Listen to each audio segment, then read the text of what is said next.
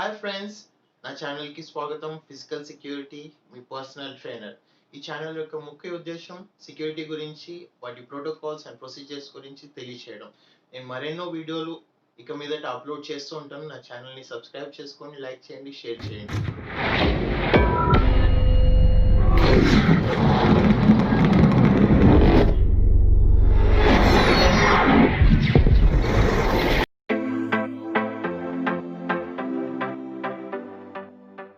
Hello friends, ఈరోజు ఇంకో కొత్త టాపిక్తో మీ ముందున్నాను.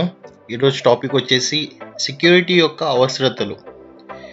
సెక్యూరిటీ అనేది ఎక్కడ అవసరం ఉంటుంది, మనం ఏ సెక్టార్లో సెక్యూరిటీని ఉపయోగించుకోవాలనే టాపిక్ మీద మాట్లాడదాము.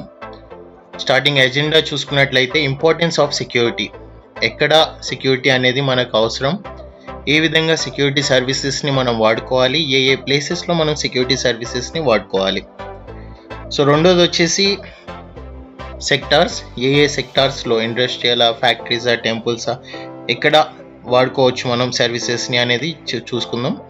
తర్వాత ప్రాసెస్, ఏ ప్రాసెస్ వాళ్ళు పాటిస్తారు, అంటే సెక్యూరిటీ లేనప్పటికీను సెక్యూరిటీ పెట్టిన తర్వాత మీ సైట్ ఎంత సెక్యూర్డ్గా ఉందో దానికి మధ్య డిఫరెన్స్ ఏదైతే ఉందో ఆ డిఫరెన్స్ ఏ విధంగా అనేది, ఆ ప్రాసెస్ ఏ విధంగా అనేది క్రియేట్ అవుతుంది అనే దాని గురించి తెలుసుకుందాం. తర్వాత రిక్వైర్మెంట్స్, ఎక్కడ ఏ విధంగా మనం సెక్యూరిటీ రిక్వైర్మెంట్ని తెలుసుకోవచ్చు. సో ముందుగా మాట్లాడుకున్నట్లయితే ఇంపార్టెన్స్ ఆఫ్ సెక్యూరిటీ. సెక్యూరిటీ అసలు ఎందుకు అవసరం మనకు పోలీస్ ఉంది, లా అండ్ ఆర్డర్ వాళ్ళు ఉన్నారు, లా ఉంది, అయినా కూడా మనం ఎందుకు సెక్యూరిటీని యూటిలైజ్ చేసుకోవాలి. సో ఈరోజు మనం చూసినట్లయితే బయట ప్రపంచంలో రకరకాల థ్రెట్స్ అనేటివి వచ్చాయి. కిడ్నాపింగ్, స్టాబింగ్, తర్వాత మొలిస్టేషన్, హెరాస్మెంట్స్, రకరకాల క్రైసిస్ అనేవి ఏర్పడ్డాయి సొసైటీలో. సో ప్రతి చోట పోలీస్ ఉండడం అనేది అసాధ్యము. ఇప్పుడు ఒకవేళ రెసిడెన్షియల్ ఏరియాస్ ఉంది, ఒకవేళ అక్కడ థెఫ్ట్ జరుగుతుంది, సో మనం ఒక రెసిడెన్షియల్ కమ్యూనిటీలో అక్కడ పోలీస్ వాళ్ళని డిప్లాయ్ చేసుకోలేము. సో ఇలాంటి చోట మనం ఒక ప్రైవేట్ సెక్యూరిటీ హెల్ప్ అనేది తీసుకోవడం జరుగుతుంది. ఈ ప్రైవేట్ సెక్యూరిటీ వచ్చేసి మీకు అన్ని రకాల సర్వీసెస్ని ప్రొవైడ్ చేస్తారు. సో ఎక్కడెక్కడ అనేది మనకు అవసరం అనేది చూద్దాం. So how safe are we, అంటే మనం ఎంత సేఫ్గా ఉన్నాం, మనం ఉన్న చోట మనం ఎంత సేఫ్గా ఉంటున్నాం అనే దాని గురించి తెలుసుకుందాం. మనం ఇంట్లో ఉన్నాం, క్షేమంగా ఉన్నట్టేనా? మన చుట్టూ ఉన్న సొసైటీలో దొంగతనాలు, లూటీలు, క్రైమ్స్ జరుగుతున్నాయి, అయినా కూడా మనం సేఫ్గా ఉన్నట్ట? మనం మాల్కి వెళ్తాం, ఒకవేళ మాల్లో దొంగతనాలు కానీ, టెర్రరిస్ట్ అటాక్లు కానీ, క్రైమ్ ఏదైనా జరుగుతుంది. సో మనం రోజు టీవీస్లో చూస్తూనే ఉన్నాం రకరకాల క్రైమ్స్ గురించి. సో అక్కడ మనం సేఫ్గా ఉన్నట్ట?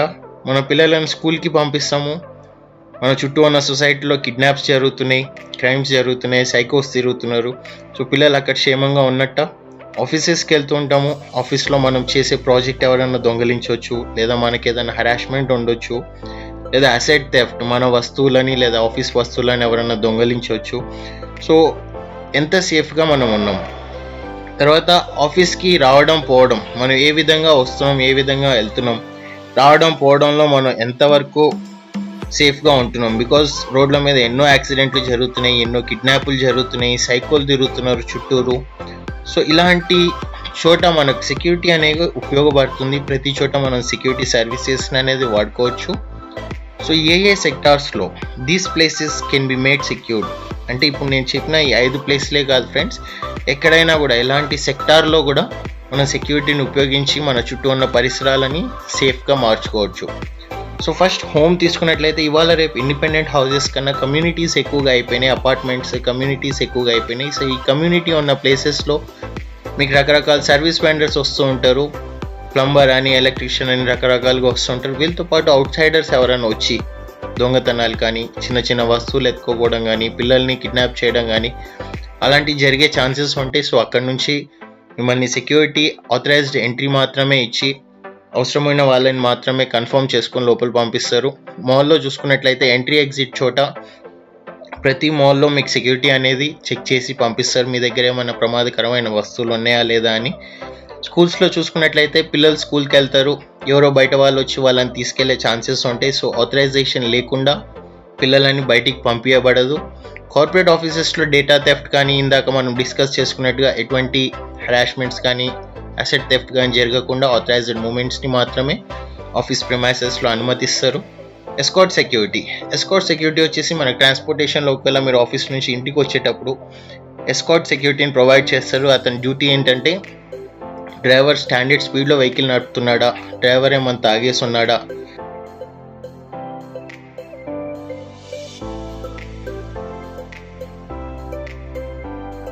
ఇవి ఈ 5 కాదు ఫ్రెండ్స్, మనం ఇంకా చాలా టాపిక్స్ ఉన్నాయి, దాని గురించి మాట్లాడదాం.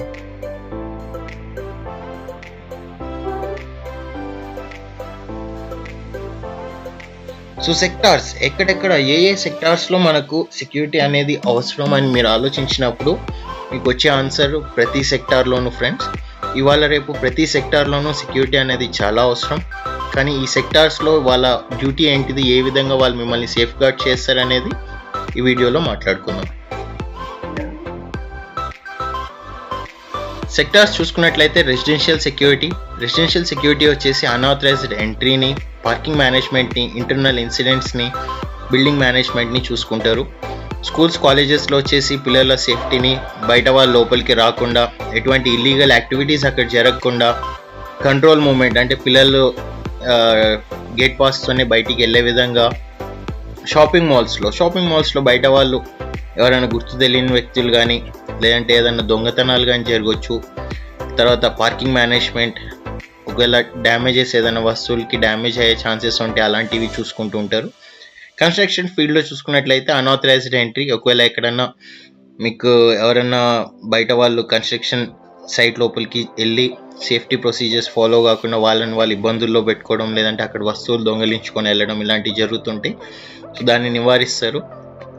వెహికల్ కంట్రోల్, కన్స్ట్రక్షన్ మెటీరియల్స్ తీసుకొచ్చిన వెహికల్స్ ప్రాపర్ ఛానల్తోని, ప్రాపర్ గేట్ పాస్తోని మెటీరియల్ మూమెంట్ని చూసుకుంటారు, ప్లస్ వెహికల్ మూమెంట్ని చూసుకుంటారు.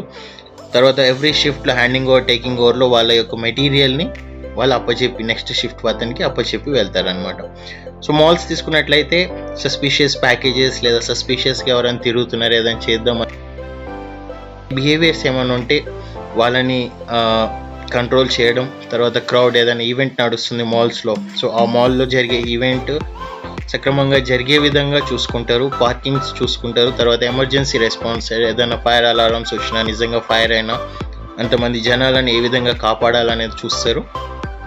వేర్ హౌసెస్, మన ఇంట్లో ఉండే అప్లయన్సెస్ అన్నీ మన సపోజ్ సిటీలో మీరు ఉంటున్నారంటే సిటీలో ఒక వేర్ హౌస్లో స్టోర్ చేయబడుతుంది. అక్కడ నుంచి మీకు రకరకాల షోరూమ్స్కిను తర్వాత మీ ఇంటికి సప్లై చేయబడుతుంది. సో ఇక్కడ ఉండే మెటీరియల్ చాలా ఎక్కువగా ఉంటుంది. సో ఆ మెటీరియల్ ఒక సేఫ్టీ, వాటి మీద ఎటువంటి డ్యామేజెస్ కాకుండా, తర్వాత మెటీరియల్ ఎన్ని వచ్చినాయి, ఎన్ని వెళ్ళినాయి అనే ఆథరైజేషన్, అకౌంటబిలిటీ చూసుకోవడం, వెహికల్ మూమెంట్ కరెక్ట్ అయిన వెహికల్లో వెళ్తుందా డెలివరీకి అనేది చూసుకుంటారనమాట. సో సెకండ్ పేజ్లో మనం చూసుకున్నట్లయితే ఇండస్ట్రీస్లో సెక్యూరిటీ ఏ విధంగా అంటే డైలీ వేజెస్ వర్కర్స్ వస్తూ ఉంటారు, డైలీ లేబర్ వస్తూ ఉంటారు, వాళ్ళ యొక్క మూమెంట్ చూడడం. మెటీరియల్ వస్తుంది, రా మెటీరియల్ వచ్చి ఫినిష్డ్ ప్రోడక్ట్ బయటకు వెళ్తుంది. సో ఆ ప్రోడక్ట్ కరెక్ట్ క్వాంటిటీలో వెళ్తుందా లేదా, ఏదైనా ఇన్సిడెంట్ అయితే ఇన్సిడెంట్కి వెంటనే రెస్పాండ్ అవ్వడం. షోరూమ్స్లో చూసుకున్నట్లయితే సేమ్ ఇంట్రూజన్ అంటే చొరబాటుని నివారిస్తారు. చిన్న థెఫ్ట్ ఏదైనా జరుగుతున్నాయంటే అలాంటి వాటిని అడ్డుకడతారు. తర్వాత డ్యామేజెస్ ఆఫ్ గూడ్స్, ఎవరైనా ఏదైనా టీవీస్ని కానీ, ఇప్పుడు సపోజ్ షోరూంలో టీవీ లేదంటే కార్ షోరూమ్కి వెళ్తే కార్ వెహికల్ యొక్క పార్ట్స్కి కానీ డ్రైవింగ్ చేస్తూ దాన్ని ఎక్కడైనా గుద్దేయడం కానీ అలాంటి ప్రాబ్లమ్స్ లేకుండా చూసుకుంటారు. సో ఐటీఈస్, బీపీఓస్ ఇలాంటి కంపెనీస్లో ఏంటంటే ఎమర్జెన్సీ ప్రిపేర్డ్నెస్ అంటే ఎంప్లాయీకి ట్రైనింగ్ ఇవ్వడం, ఒకవేళ ఎమర్జెన్సీ అయితే ఏ విధంగా వాళ్ళు స్పందించాలి, తర్వాత వాళ్ళని సర్వైలెన్స్ త్రూ ప్రతి ఒక్క ఎంప్లాయీని మానిటర్ చేయడం, ఎక్కడికి వెళ్తున్నాడు, ఏం చేస్తున్నాడు, తర్వాత బయట వాళ్ళని లోపల రానియకుండా అడ్డుకోవడం, ఇలాంటివి అన్నమాట. సో టెంపుల్స్ చూసుకున్నట్లయితే అన్ఆథరైజ్డ్ ఎంట్రీ, తర్వాత వెహికల్ కంట్రోల్. టెంపుల్స్లో ఒకవేళ చిన్న సైజ్ టెంపుల్ ఎక్కువగా వెహికల్స్ వస్తున్నాయి అలాంటి చోట వెహికల్ కంట్రోల్ చేయడం, క్రౌడ్ కంట్రోల్ చేయడం. ఎక్కువ మంది పండగల పూట వచ్చేస్తూ ఉంటారు. సో అకౌంటబిలిటీ అనమాట, ఎంతమంది వచ్చారు, ఎంతమంది లోపలికి వెళ్ళారు, ఎంతమంది బయటికి వెళ్ళారు, వాళ్ళ సేఫ్టీ. సపోజ్ టెంపుల్లో ఏదైనా ఫైర్ అయింది, అలాంటి టైంలో దాన్ని నివారించడం ఎలా అనేది వాళ్ళు చూసుకుంటారనమాట. సెకండ్ థింగ్ వచ్చి హాస్పిటల్స్లో ఓపీ సర్వీసెస్ కింద మనము వెళ్తూ ఉంటాం ఎన్నోసార్లు. సో సెక్యూరిటీ పని ఏంటంటే ఓపీ సర్వీసెస్ లేదా ఇన్ పేషెంట్ సర్వీసెస్ కింద ఎవరైనా జాయిన్ అయ్యి ఉంటే ఆ పేషెంట్ బయటికి లోపలికి ఏ విధంగా వెళ్తున్నాడు, వస్తున్నాడు, ఎమర్జెన్సీ కేసెస్ వచ్చినప్పుడు ఏ విధంగా హ్యాండిల్ చేయాలి, డాక్టర్స్కి ఏదైనా అపాయం వచ్చింది, ఎవరైనా పేషెంట్ చనిపోయారు, వాళ్ళ చుట్టాలు వాళ్ళ బంధువులు ఏదైనా గొడవ చేస్తున్నారు, ఏ విధంగా దాన్ని అడ్డుకోవాలి అనేది దాని మీద సెక్యూరిటీ చూసుకుంటారనమాట. Next airports, parking management. ఎయిర్పోర్ట్స్లో ఆథరైజ్డ్ ఎంట్రీ, సరైన డాక్యుమెంట్స్ ఉన్న వాళ్ళని లోపల పంపించడం. లగేజ్ మేనేజ్మెంట్, ఎవరి లగేజ్ వాళ్ళే తీసుకెళ్లే విధంగా డిజైన్ చేసి వాళ్ళని అదే విధంగా నడిపించుకోవడం. తర్వాత ఇమిగ్రేషన్ వయోలేటర్స్, అంటే బయట దేశాల నుంచి వితౌట్ వీసా లేకుండా ఇక్కడికి వచ్చినట్లయితే మన ఇమిగ్రేషన్ ఆఫీసర్స్ చెప్పడంతో వాళ్ళని కంట్రోల్లోకి తీసుకుంటారనమాట. సో థర్డ్ పేజ్ చూసుకున్నట్లయితే ports.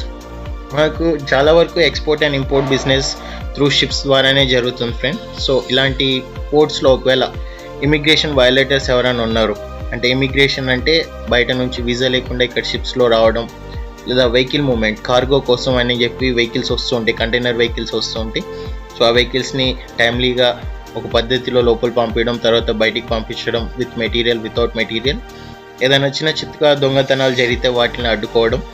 Power plants, man moment, అంటే డైలీ వేజెస్ వర్కర్స్ ఎవరైతే వస్తారో వాళ్ళ యొక్క మూమెంట్ని చూసుకోవడం. వెహికల్ మూమెంట్, లోపలికి బయటికి కోల్ వెహికల్స్, యాష్ వెహికల్స్ తిరుగుతుంటే వాటి మీద ధ్యాస ఉంచడం. తర్వాత సేఫ్టీ ప్రాస్పెక్టివ్స్, పవర్ ప్లాంట్స్ అంటే చాలా ఎత్తులో ఉంటుంది, సో సేఫ్టీతో అందరు పనిచేస్తున్నారు లేదా చూసుకోవడం. అకౌంటబిలిటీ, ఎంతమంది లోపలికి వెళ్ళారు, ఎంతమంది బయటకు వచ్చారని చూడడం. ఇన్సిడెంట్ మేనేజ్మెంట్, అంటే ఏదైనా ఇన్సిడెంట్ అయితే వెంటనే రెస్పాండ్ అయ్యి అది ఏ విధమైన ఇన్సిడెంట్, దాంట్లో ఏం చేయాలనేది నిర్ణయాలు తీసుకోవడం. నెక్స్ట్ ఫ్యాక్టరీస్లో కూడా same friends, daily wages workers వస్తూ పోతూ ఉంటారు, తర్వాత వెహికల్స్ వస్తూ పోతూ ఉంటాయి. వాళ్ళ యొక్క సేఫ్టీ, తర్వాత వాళ్ళ యొక్క అకౌంటబిలిటీ, లోపలికి ఎంతమంది వెళ్ళారో బయటికి ఎంతమంది వచ్చారా, ఎవరైనా లోపల దాక్కున్నారా అనే దాని మీద కాన్సన్ట్రేట్ చేస్తారు ఫ్రెండ్స్. తర్వాత food processing units. Food processing అంటే రెడీమేడ్ ఫుడ్స్ ఎక్కడైతే దొరుకుతాయో అలాంటి యూనిట్స్లో సేమ్ ఇక్కడ కూడా డైలీ వేజెస్ వర్కర్స్ ఉంటారు. వాళ్ళు ఏ విధంగా వస్తున్నారు, వెళ్తున్నారు, వెహికల్ మూవ్మెంట్ ఏ విధంగా జరుగుతుంది, మెటీరియల్ మూవ్మెంట్ ఏ విధంగా జరుగుతుంది, రా మెటీరియల్ ఎన్ని కేజీలు వచ్చింది, ఫినిష్డ్ ప్రోడక్ట్స్ ఎన్ని క్వాంటిటీలో వెళ్ళింది అనేది క్యాలిక్యులేషన్ చేసుకోవడం. ఏదైనా ఇన్సిడెంట్ అయింది, మెషిన్స్లో ఎవరైనా ఇరుక్కుపోయారు, లేదంటే ఏదైనా ఫైర్ అయింది, అలాంటి టైంలో వాళ్ళు రెస్పాండ్ అవ్వడం. గార్బేజ్ డిస్పోజల్, అంటే ఆబ్వియస్లీ ఫుడ్ ప్రోడక్ట్స్ కాబట్టి గార్బేజ్ కూడా ఎక్కువగా వస్తుంది, థెఫ్ట్ కూడా గార్బేజ్ త్రూనే జరుగుతుంది. సో బ్యాంకింగ్ సెక్టార్లో ఐడెంటిఫైయింగ్ సస్పీషియస్ ప్యాకేజెస్, అంటే బ్యాంక్స్లో ఎవరైనా వాళ్ళ వస్తువులని లేదా ఒక డబ్బా లాంటి వస్తువులు ఏదైనా బ్యాంక్లో వదిలేసి వెళ్ళడం, ఎవరైనా అనుమానాస్పదంగా కనిపించడం, అంటే బ్యాంక్కి ఏదైనా థెఫ్ట్ చేయడానికో డకైతీ చేయడానికో వాళ్ళు ప్లాన్ వేసుకొని 1-2 రోజులు తిరిగి 3వ రోజు అటాక్ చేయడం, అలాంటి వాళ్ళు ఎవరైనా కనిపిస్తున్నారా. ఎక్కువ క్రౌడ్ అయిపోయారు బ్యాంక్లో, సో అలాంటి టైంలో వాళ్ళని ఏ విధంగా మేనేజ్ చేయాలి. ఫ్రస్ట్రేటెడ్ కస్టమర్స్ ఉంటారు, నా డబ్బులు కట్ అయినాయి, నా అమౌంట్ కట్ అయింది, అలాంటి వాళ్ళని హ్యాండిల్ చేయడం. నెక్స్ట్ ట్రాన్స్పోర్టేషన్ వచ్చేసి ఫస్ట్ థింగ్ మనుషులను ట్రాన్స్పోర్ట్ చేసేదానికి ఎస్కార్ట్ అంటారు ఫ్రెండ్స్. సో ఇలాంటి టైంలో డ్రైవర్ని చెక్ చేయడం, బండి కండిషన్ చెక్ చేయడం, తర్వాత అతను స్పీడ్ చెక్ చేయడం, ఎంత స్పీడ్లో వెళ్తున్నాడు. సెకండ్ థింగ్ మెటీరియల్, అంటే ఒకవేళ మీరు ఏదైనా మెటీరియల్కి సంబంధించిన కంపెనీలో పనిచేస్తున్నారంటే ఒక చోట నుంచి ఇంకో చోటకి మెటీరియల్ వెళ్ళేటప్పుడు సెక్యూరిటీ వెహికల్తో పాటు వెళ్ళి జీపీఎస్ ట్రాకింగ్లో వెహికల్ ఉంటుంది, ప్లస్ గార్డ్ దగ్గర కూడా ఒక జీపీఎస్ డివైస్ ఉంటుంది, దాని త్రూ అతను ఇన్ఫార్మ్ చేస్తూ ఉంటారు అనమాట. సో మెటీరియల్ డిస్ట్రిబ్యూషన్ ఒక దగ్గర నుంచి ఇంకో దగ్గరికి లోకల్స్లో మార్చడం అనమాట.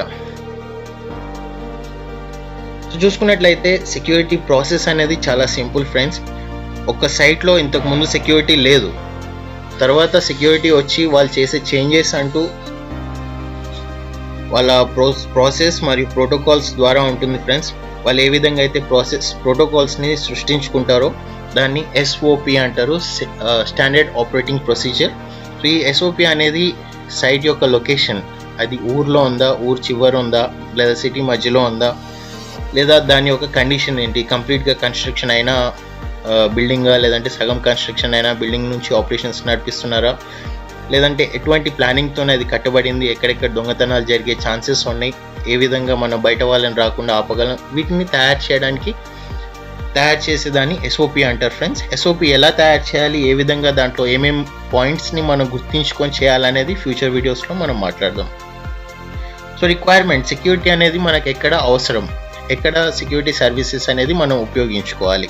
సో ఇక్కడ మాట్లాడుకున్నట్లయితే సెక్యూరిటీ రిక్వైర్మెంట్ అనేది ఈవెంట్ మీద బేస్ అయి ఉంటుంది. మీరు ఏ రకమైన ఈవెంట్ అయితే ఆర్గనైజ్ చేస్తున్నారో, సో ఒక టెంపరరీ క్యాంపెయినింగ్ 3-4 డేస్ కోసం మీ ఈవెంట్ నడుస్తుందా, లేదంటే లాంగ్ పీరియడ్ అంటే సో ఈవెంట్ మేనేజ్మెంట్ ఏ విధమైన ఈవెంట్ మీది మీరు ఆర్గనైజ్ చేస్తున్నారు, 3-4 డేస్ ఈవెంట్సా లేదంటే లైఫ్ టైమ్ ఉండే ఒక ఆఫీసా, అది ఆపరేషన్ అవర్స్ 24/7 ఆపరేషన్స్ ఉంటుందా, లేదంటే కొన్ని గంటలు మాత్రమే ఉండి తర్వాత అక్కడ గార్డ్ అవసరం ఉండకపోవచ్చా, లేదా పీరియడ్ ఆఫ్ టైం ఎన్ని రోజుల వరకు 3 days 4 days క్యాంపెయినింగా, లేదంటే కంప్లీట్ ఎప్పటికీ అది ఉండిపోతుందా. క్వాంటిటీ మీ సైట్ సైజుని బట్టి క్వాంటిటీ అనేది డిసైడ్ అవుతారు. మీరు ఒకవేళ పెద్ద ఆఫీస్ అయితే 10 to 15 గార్డ్సా, 20 గార్డ్సా, ఒక సూపర్వైజర్ ఉండాలన్నా, ఒక సెక్యూరిటీ ఆఫీసర్ ఉండాలన్నా అనేది డిజైన్ చేయబడుతుంది. బడ్జెట్, ఈ బడ్జెట్ అనేది మనం ప్రొటెక్ట్ చేసే అసెట్ని బట్టి ఉంటుంది. మనం కంపెనీలో పనిచేసేటప్పుడు ఎటువంటి అసెట్స్ అయితే అక్కడ ఉంటాయో దాన్ని బట్టి ఆ బడ్జెట్ అనేది ప్లాన్ చేస్తారు. ఆ బడ్జెట్ని బట్టి డిప్లాయ్మెంట్ అనేది ప్లాన్ జరుగుతుంది. సో ఈ budget, asset protection, loss and damage percentage calculation మీద ఒక వీడియో నేను ఫ్యూచర్లో చేస్తాను. అది చూస్తే మీకు క్లియర్గా అర్థమవుతుంది ఏ విధంగా రిక్వైర్మెంట్ అనేది డిజైన్ చేయాలో. So finally thank you friends, thanks for watching my video. నా ఛానల్ని సబ్స్క్రైబ్ చేసుకోండి. మరెన్నో ఇంట్రెస్టింగ్ వీడియోస్తో మీ ముందు